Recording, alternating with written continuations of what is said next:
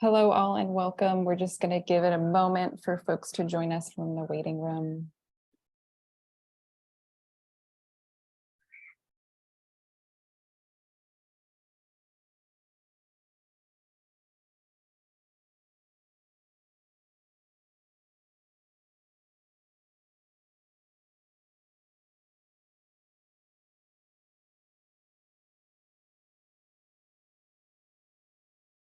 All right, in the interest of time, we're going to get started. Welcome everyone to today's webinar, which is on performance-based regulation for a just energy transition. I'm Mary Hebert from the ICCR team. We're very grateful to be hosting this session today and to be able to provide a forum for our guest speakers, McDonnell and Toby Shea, to share their experiences with this group. Their presentations will take up the majority of our session today with an opportunity for Q&A to follow that. But first, I'm going to invite Christina Herman, Senior Director of our climate team at ICCR, to welcome you and to say a few words about how this webinar came to be. Christina. Yeah, thanks very much. Thanks, Mary. So welcome, everyone. For those who are unfamiliar with ICCR, I just want to give a word of explanation about us. So ICCR is a coalition of around 300 faith and values-based investors who are concerned about the long-term sustainability of the global economy and who have a particular concern for the impacts of corporate operations on communities and workers. Hence our just transition work. We've been engaging energy utilities on just transition for several years now and see just transition principles as key to identifying and ameliorating the social impacts of the energy transition, of which there are many, and ensuring that workers and communities are central to transition planning. In January, ICCR hosted our second Just Transition Roundtable to provide a forum for utility companies and a broad range of stakeholders to share their perspectives on what is necessary for a just and equitable energy transition, particularly in the build-out of renewable energy. At this event, the importance of understanding the role of utility regulatory frameworks in shaping the transition came up repeatedly.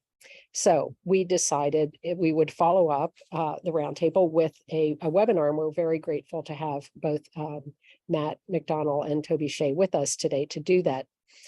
We've invited the broad range of stakeholders who joined us at the roundtable to this webinar, as well as additional ICCR members and partners.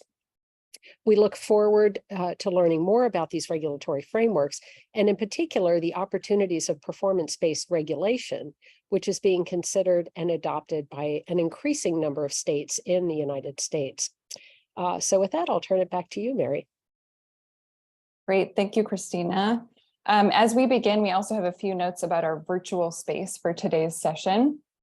We ask that you add your organization or company name to your participant name in Zoom so that we have a sense of who's with us today, if you're willing. You should be able to do this by hovering over your name in the participant list and then either clicking on more or the three dots that are there. We also ask that you mute your microphone when you're not speaking. And as noted in the third point on this slide, during the presentation portion of today's session, you're welcome to enter a question in the chat, and then we'll aim to get to it during the Q&A portion. During the Q&A portion, you're also welcome to use the raise hand feature so that we know you have a question that you'd like to share directly. One last logistical note here about recording. We're able to record a portion of this session of the presentation section of today's webinar and will not record the Q&A. What we do record will be made available to those who registered. And the speakers have confirmed that they're also willing to share the slides from their session. So those will be made available to all registrants afterwards as well. Before we move to the presentations, we have a few questions for all of you, our attendees today. So we'll run a 2-question Zoom poll that we hope will give everyone a better sense of the range of places people are joining from and of the background knowledge on utility regulation that people are bringing with them. So my colleague Isaba will post these questions now. Thank you to Isaba. As you'll see, the questions are: 1, what best describes the kind of organization you are coming from? And then 2, how would you assess your level of understanding of utility regulation? Noting here that all levels are very welcome. So we'll give folks a chance to complete that, and then we'll share the results with everyone.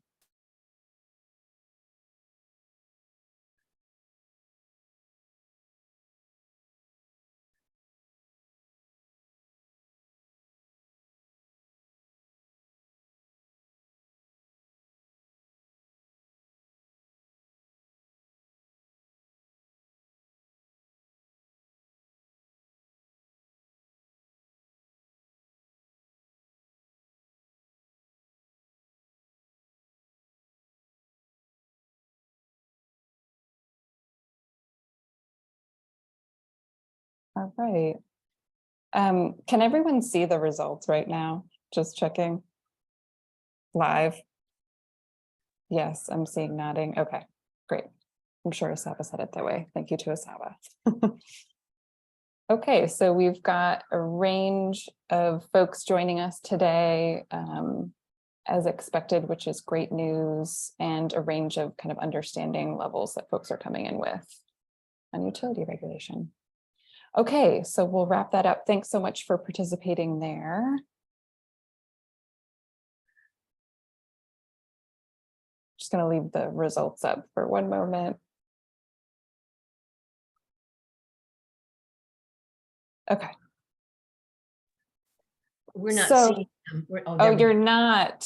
Okay. Thank you for that. I was assuming you were. I just shared them. Okay, So perfect. perhaps people can see them now. Okay. Thank you. Sorry for that hiccup. Yeah, we can see them now. Perfect. Thanks for confirming. So we'll leave them up for a minute just so people can see the range of responses to those 2 questions. All right, we'll wrap that up. Okay, one more opening question for folks. So this last question is open-ended. It's really an invitation to think about a question that you have about performance-based regulation that you're hoping is addressed in today's session. So we thought it would be helpful to surface these as we move into the presentation and the Q&A. So please take a moment to consider this, and then we welcome to share these questions in the chat if you have any, and we'll leave our minute for that before we move on.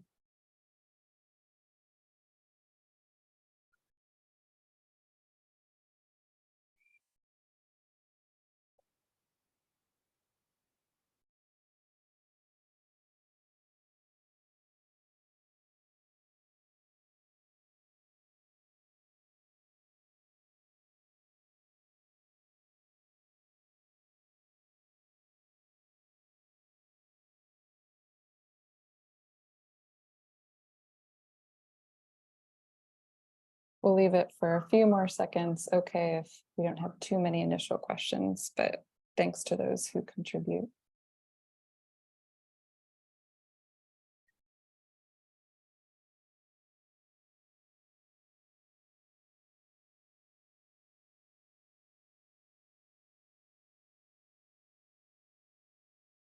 Okay, we've got a couple that have come in about compilations of best practices on PBR across states and which utility commissioners are familiar with just transition,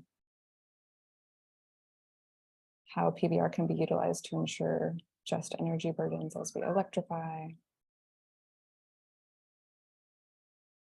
few more coming in.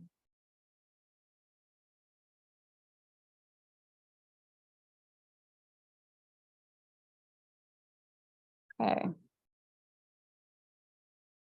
So feel free to continue to enter questions in the chat, as I mentioned, but for now, we'd like to turn things over to our guest speakers. First will be Matthew McDonnell, who is Executive Vice President and Head of Consulting Services at Stratagen. Matt attended our ICCR Just Transition Roundtable in January, and we're grateful to have had the opportunity to work with him to put this webinar together. Matt is a regulatory attorney who has experience with a variety of energy issues. He's a champion of new utility business models and innovative regulatory frameworks to responsibly accelerate the clean energy transition. For 5 years, Matt served as Commission Counsel at the Hawaii Public Utilities Commission, where he led the Commission's investigation into performance-based regulation and designed a regulatory process approach that won broad support from local stakeholders as well as national recognition. The performance-based regulation template has since been adopted for similar efforts in other states and continues to gain traction nationwide. After leaving the Hawaii Public Utilities Commission, Matt also served as Associate Director at Navigant, which is now known as Guidehouse. Toby Shea, who also joins us as a speaker today, is a Vice President and Senior Credit Officer in the Moody's Global Project and Infrastructure Finance Group, where he's responsible for a portfolio of electric and gas utilities.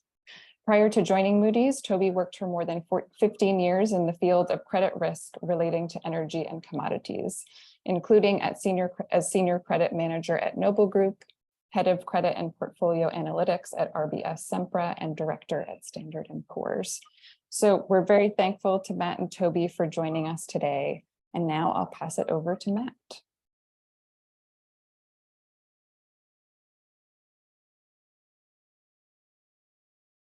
Thank you so much, Mary. And thank you, Christina and ICCR for hosting this webinar. Very encouraged by the Just Transition Roundtable itself back in January that I was a grateful participant in. And I was really encouraged to see the level of interest in utility regulation and regulatory frameworks as it applies to just energy transition topics. So very excited to continue that conversation today. So let me start by just sharing my screen and have a few slides to step through with some prepared remarks.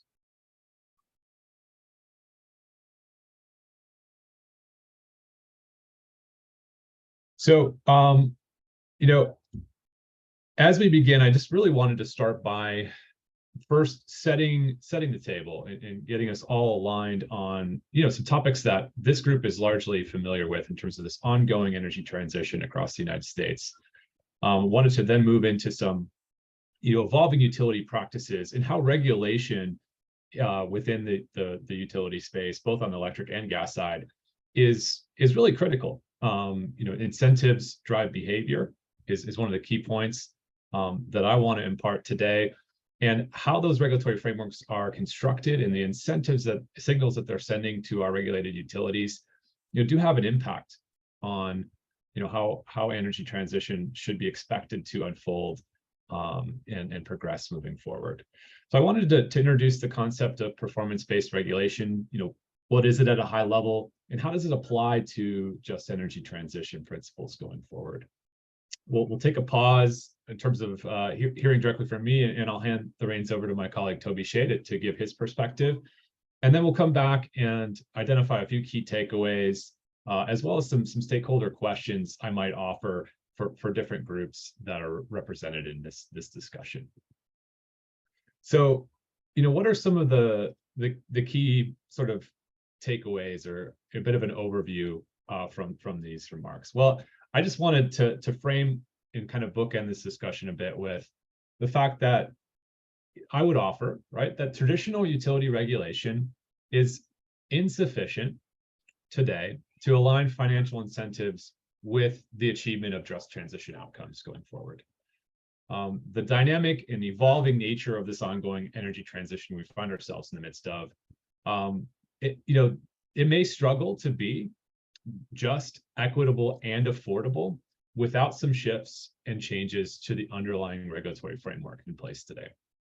And I will submit that performance-based regulation can help to enable new utility business models, new opportunities for delivering earnings and returns to shareholders that also facilitate achievement of cost control, cost containment, as well as equity, labor, and workforce outcomes across the system.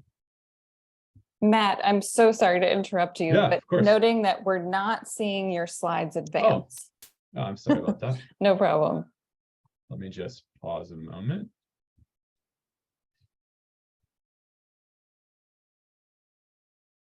I will stop share and then reshare here for a moment.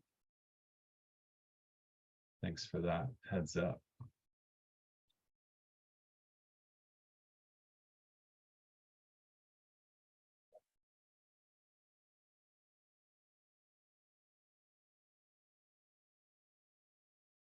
Are you able to see my slide now? Yes, we can. Yes, so we can see it like in the PowerPoint file where there's like Okay. thumbnails on the left. Yep, Apologies. Let me no problem. flip the view here.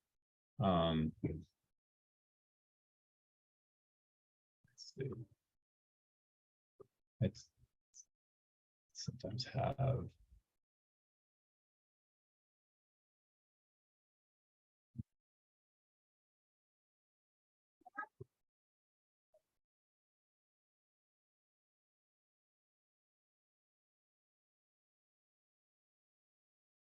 How about now? Is it still the speaker That's good. notes? It's Okay. the U.S. energy transition, falling renewable energy costs slide. Okay, great. And now are we back to the U.S. energy transition electricity generation shifting slide? That's correct.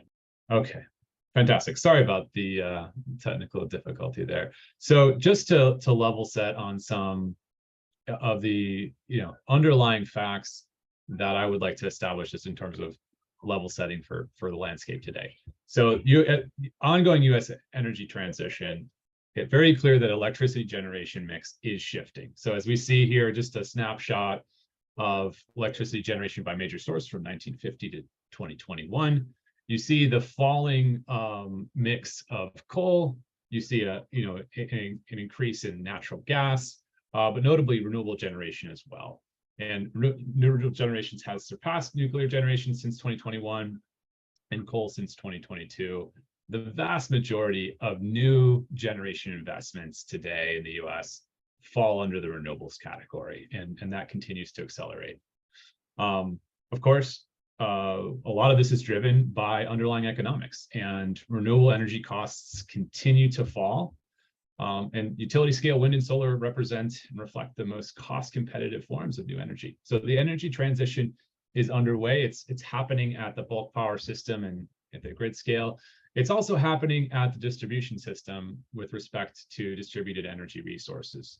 The adoption of electric vehicles and electrified transportation will see DERs continue to, or distributed energy resources continue to proliferate on the distribution system.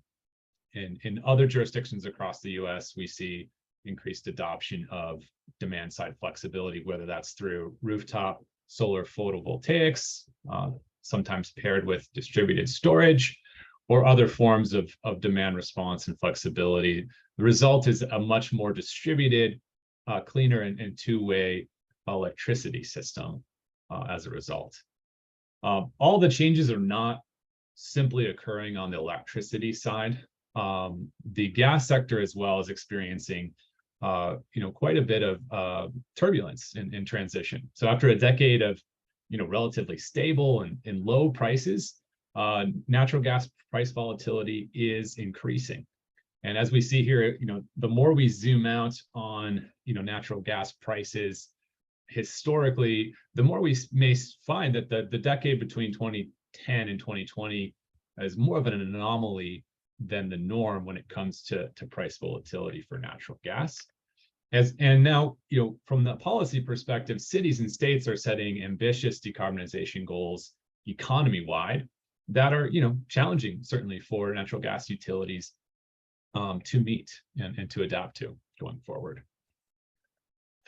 So with that context, we've got somewhat dramatic changes happening both in the electric sector, some really new challenges for decarbonization and adaptation for gas sector as well. And layered throughout and integrated across all of this are the challenges and issues of energy burden and equity, and how are we ensuring that as this energy transition continues to unfold, it is occurring in a just and equitable manner. So here, just reflecting the fact that underserved communities often carry larger energy burdens and may lack the same type of access to investments needed to potentially control and lower energy costs as we progress through this energy transition. So with respect to the adoption of new technologies or other measures to help facilitate and ease that energy burden, disadvantaged communities often have lack of access to those types of resources to facilitate that change. Home electrification, efficiency upgrades, can often be a barrier and may not be affordable for all disadvantaged households and communities. Just to continue to reiterate this point, the federal government has acknowledged this, and it's really encouraging to see state public utilities commissions across the country really elevating and putting front and center this issue of energy equity and energy justice. It is long overdue, but it is very encouraging to see it come to the fold when it's with respect to program design, with respect to regulatory frameworks going forward.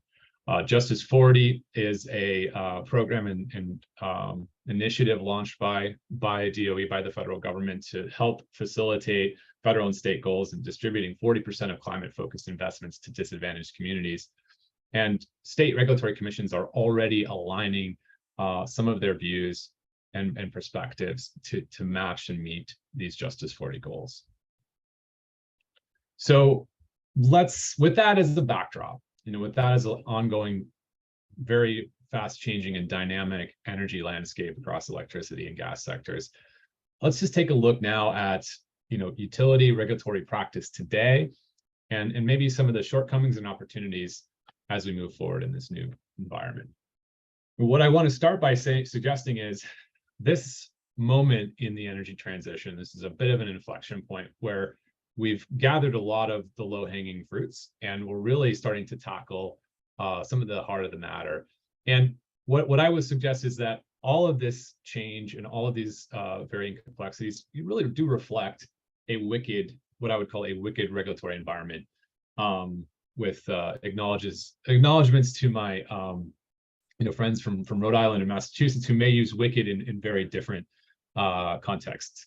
But the four characteristics of a wicked, business environment or regulatory environment have often been called out as this acronym TUNA, which I find to be fun, and just wanted to share as a framing device for some of this dialogue. So TUNA reflects turbulence, so this increased speed of change and unstable market conditions; uncertainty, so this unpredictability leading to difficult decision-making processes; novelty, so we've got new technologies, new values, and new business models disrupting traditional industries; and ambiguity, so data and information might be contradictory, or rules and patterns might not exist yet. So I'll submit that what we're experiencing within the regulated energy environment today is indeed a wicked one, and I think the TUNA principles apply here. So what does that mean? Well, I will suggest that regulatory innovation is going to be absolutely key, absolutely critical. Regulatory innovation and the frameworks by which we govern and inform our regulated utility entities, regulatory innovation has just simply not kept pace and kept up with technological innovations on the system. It's also not kept up pace with the sort of policy objectives and desired public outcomes that we need to be seeing out of our electricity system and out of our gas system as it pertains to a just and equitable energy transition. So what does that mean? Well, as I mentioned, the sort of core tenets and pillars of a regulated utility, be it a gas utility or electric utility in the past, has really centered around safety, reliability, and affordability. And these pillars remain paramount. But what's different today, as we progress across this energy transition, is that there is an evolving, emergent set of new policy objectives and outcomes that we are requiring across the system through public policy or through stakeholder encouragement and support. And these include labor and workforce development, of course, they include resilience, equity, as well as decarbonization and sustainability. And as a result of this expanded set of policy objectives and outcomes, we really need to continue to look at how we also evolve and adapt regulatory frameworks to be fit for purpose here going forward. So maybe just to take a half step back, how do utilities generally deliver earnings and returns to shareholders today? Well, under a traditional cost of service regulatory framework and approach, which is the sort of traditional rate case centered model that we see in the majority of the states across the US today. The regulator sets an allowable rate of return for certain types of utility investments. Now there's a return on what's known as rate base. And what rate base comprises of is generally that utility's capital investments that are delivering service to customers, to ratepayers. So utilities are deriving earnings largely through capital investments, also known as CapEx, sort of short for capital expenditures. While operating and sort of maintenance expenses, those are simply just costs that are recovered through rates, but there's no return earned on those. So this formula that creates a utility revenue requirement has an inherent preference for a certain type of solution to meet, grid or gas system needs, and that's a capital solution, because this generally is the mechanism by which a return is afforded to a utility.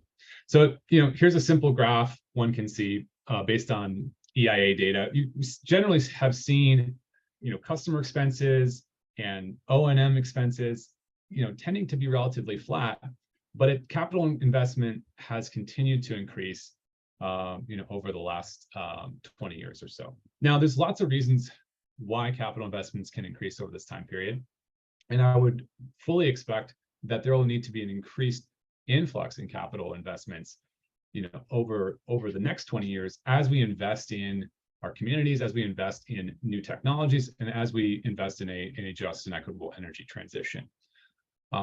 That said, and as I'll explain a little bit further, there is a real need to evaluate whether traditional cost of service is best fit for this moment in our energy history, and how we can deliver both cost control and cost containment to ensure that energy transition is affordable and we are maximizing and optimizing the level of capital investment that we are deploying across the system in terms of infrastructure investment, as well as how we stand up and elevate and create more visibility around equity outcomes, labor workforce outcomes, and other resilience, reliability, and a series of outcomes that we need to be seeing across the system through the form of metrics that can be measured, verified, and transparent for all stakeholders.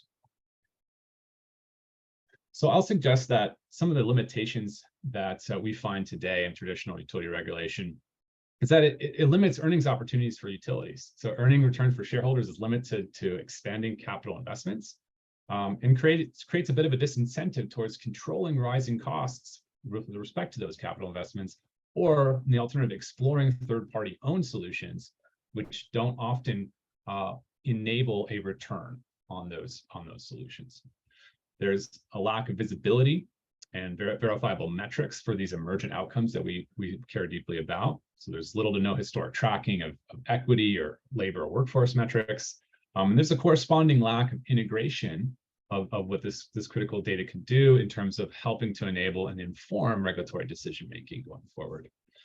And lastly, there tends to be an information asymmetry as a result of some of these structural incentives that are in place.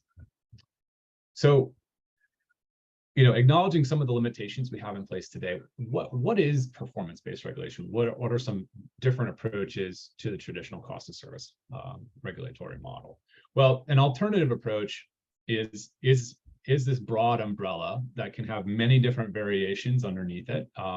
But performance-based regulation is generally an approach to utility regulation that aligns financial outcomes with utility of performance and achievement of specific goals and outcomes and metrics across the system that are established by a utility commission, by a regulator, in conjunction and informed by stakeholders. So this can include a framework to integrate and embody desired measurable outcomes, can be much more attuned to sort of customer-centric thinking, and enable and embody importantly, some strong cost controls over the life of a performance-based regulatory plan. So this can balance these competing tensions with customer affordability on one hand, and still needing to ensure utility financial integrity going forward, as the utility is a core pillar and community partner and facilitator and enabler of energy transition going forward. So I won't get too deep into the weeds on individual mechanisms that can work together in concert to create a holistic and sort of modern performance-based regulatory framework. But I will acknowledge a few key pieces to the puzzle. There is an opportunity for well-designed multi-year rate plans to provide the level of cost containment and control that we would allow for more optimal and efficient investment in infrastructure over the life of that plan. Similarly, we can look to performance metrics and mechanisms to either track and create more visibility for categories of activities that we really want to see across the system, like equity and labor and workforce concerns, as well as attaching financial dollars and incentives, either rewards and or penalties to those metrics in order to provide further incentive and earnings opportunities for utilities across these spaces going forward. So I just wanted to highlight a few aspects of performance-based regulation and a regulatory framework that I really believe apply strongly to a just energy transition. So not to belabor the point too much, but really to underscore it, cost containment on the one hand, as well as metrics and financial incentives on the other, are really the core tenets of a well-designed performance-based regulatory framework. And the cost containment really speaks to affordability and access element of a just energy transition, while metrics and financial incentives can speak directly to energy equity concerns, as well as labor and workforce issues. So some recent examples of PBR supporting equity as well as labor workforce issues. I just wanted to highlight three of them within the context of this presentation. This is a topic that my team and I have been working extensively on and are gathering more case studies and examples, as I saw that was an interest in the chat. So there's potentially more conversation forthcoming on case studies across the US and perhaps beyond. But for now, I just wanted to highlight three. Some ongoing efforts in Connecticut, some locational equity efforts in Minnesota, as well as some workforce equity and workforce metrics developed in Washington State. So in the context of Connecticut, and in a full disclosure, I've had opportunity to be working with the regulator in that state, supporting their efforts through the first phase of their investigation into performance-based regulation. And Connecticut's set to embark on its second phase, where it begins to really implement some of the specifics and develop and design some of the mechanisms that it outlined through its phase one decision.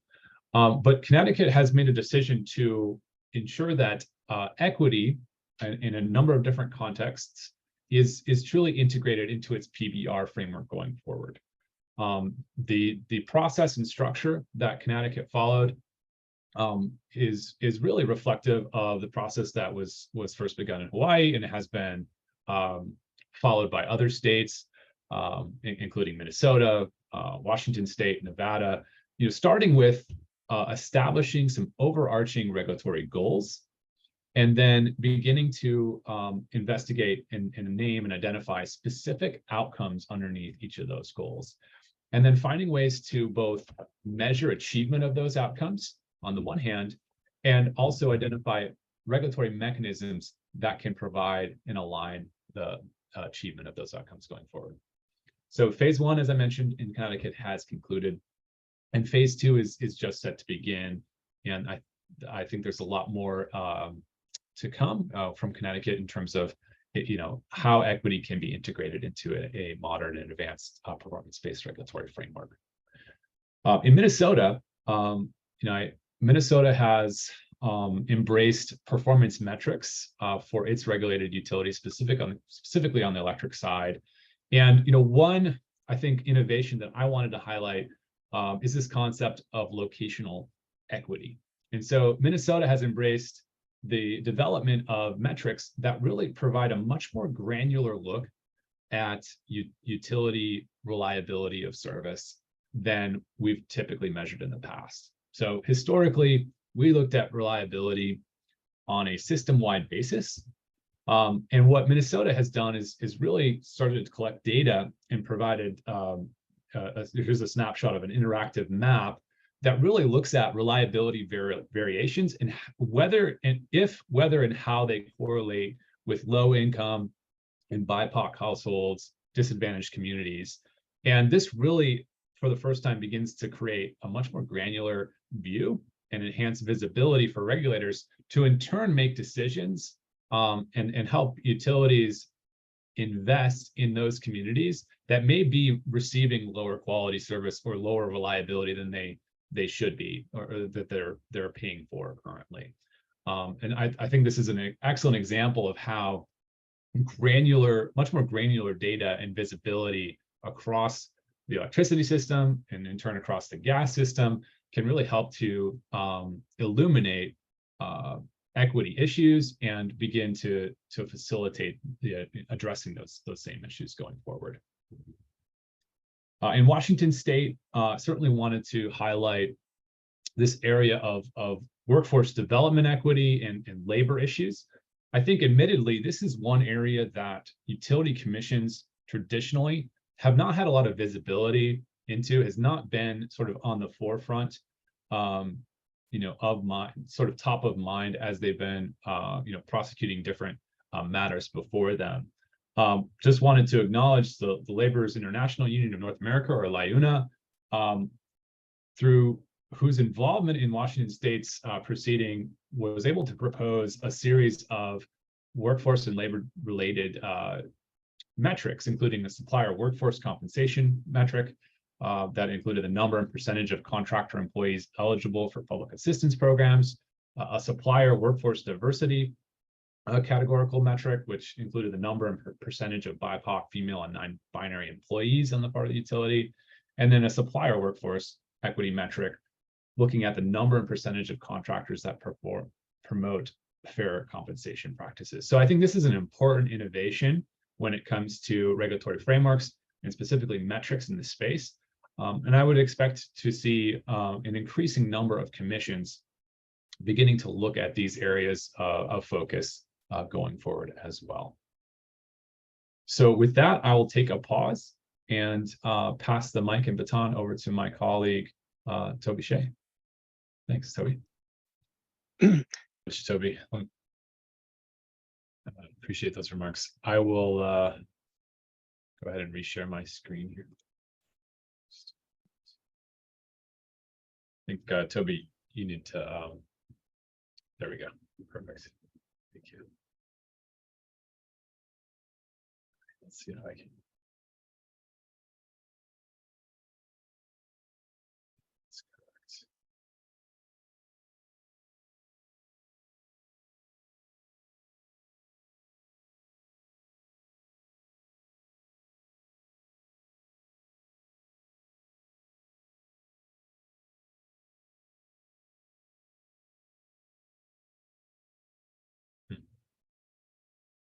Looks like it's just showing.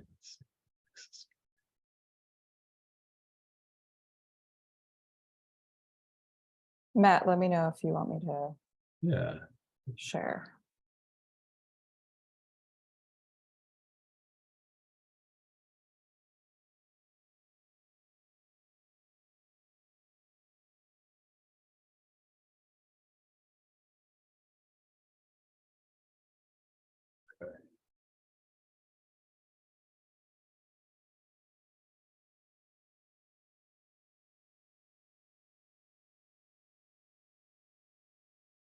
Okay, I think we should be aligned in sharing the presentation view. Sorry for the technical hiccups.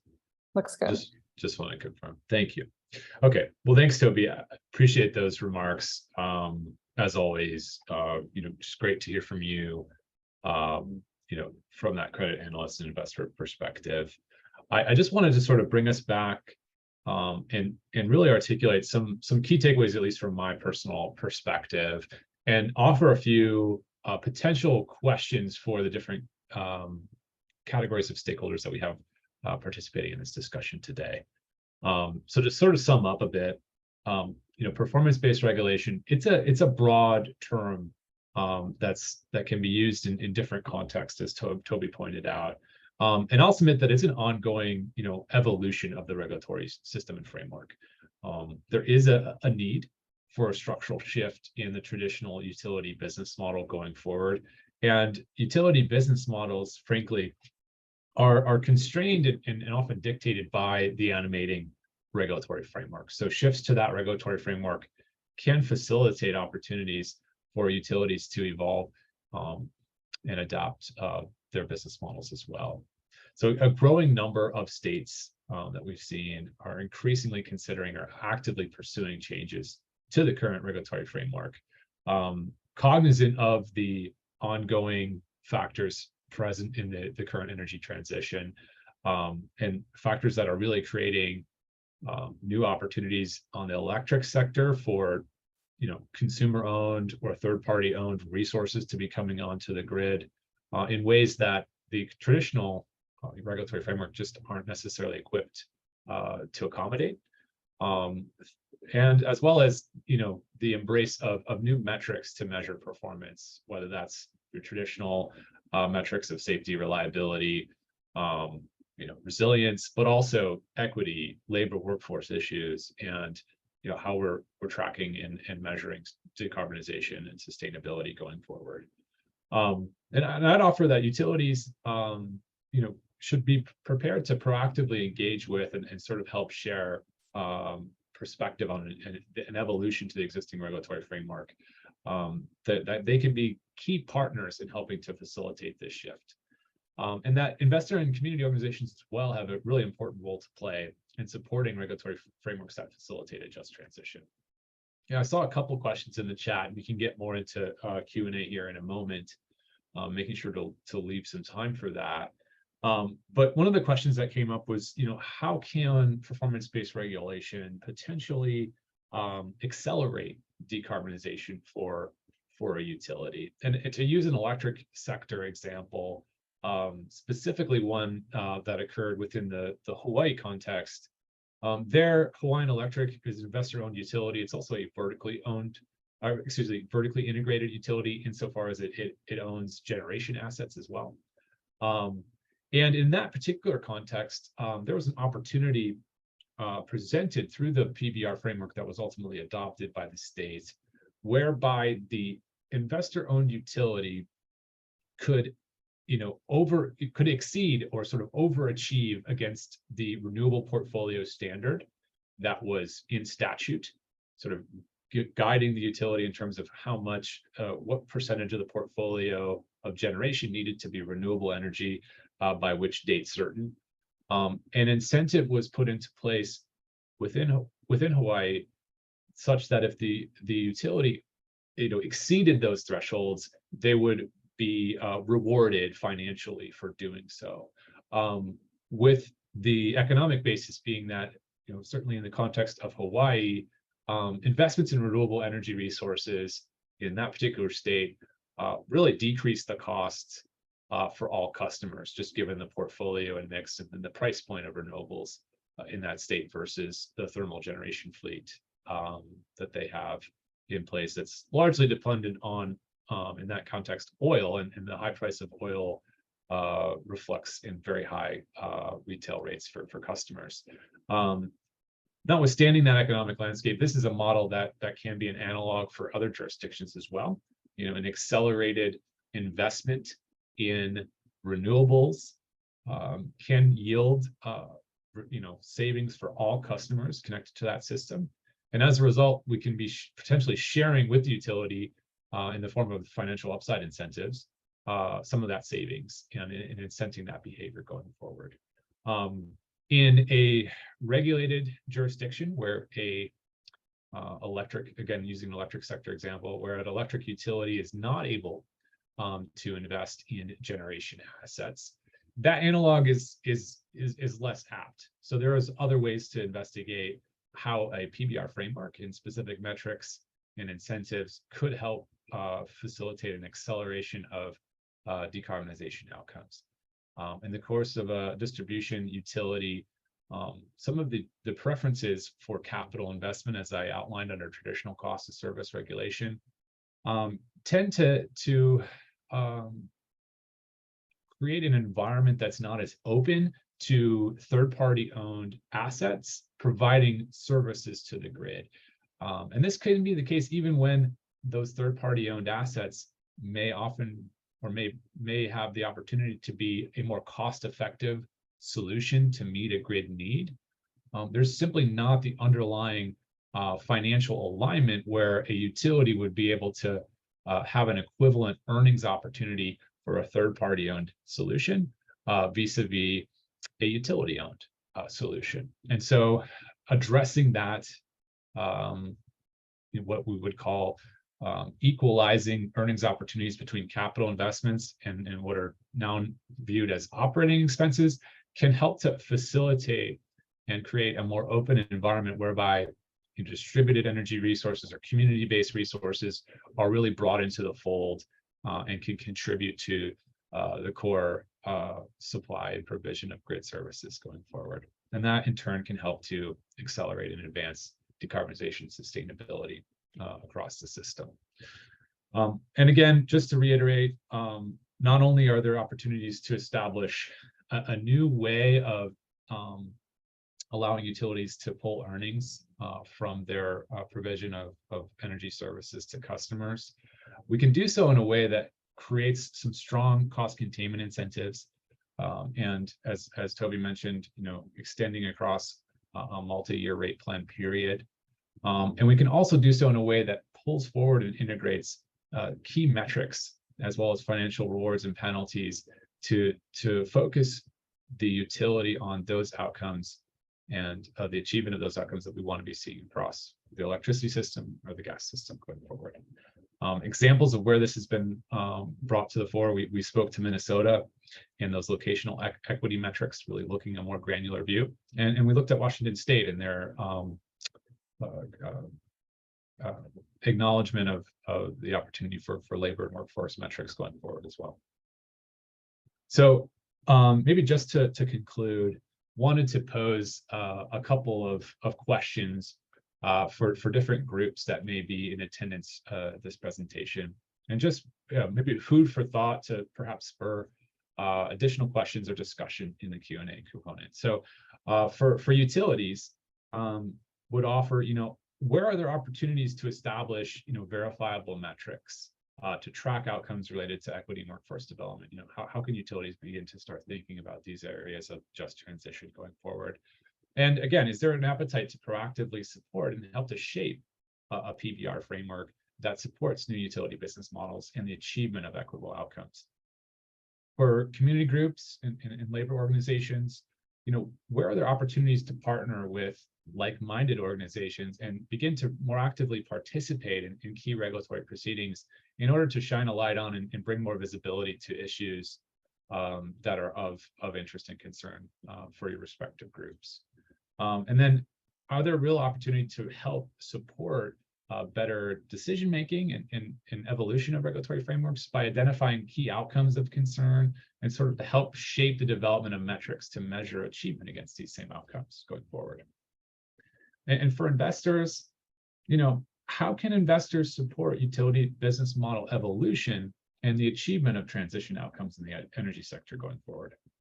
Are there opportunities for investors to support the connection of ESG measures to verifiable PBR metrics and incentives on the other hand? And is there an opportunity to sort of interrogate in some ways the resilience of traditional utility business models against this backdrop of a rapidly transforming energy landscape, as you have the potential for flat or declining load in the gas sector, as you have this rapid uptake of electric vehicles and other distributed energy resources, and as you have these increasing public policy pressures at both the federal and state level, how well are traditional utility business models serving investors and shareholders going forward? And is there an opportunity to evolve those to be fit for purpose into the future? And with that, I'd like to conclude the prepared remarks and hope to pass it to you, Mary, for questions and answers.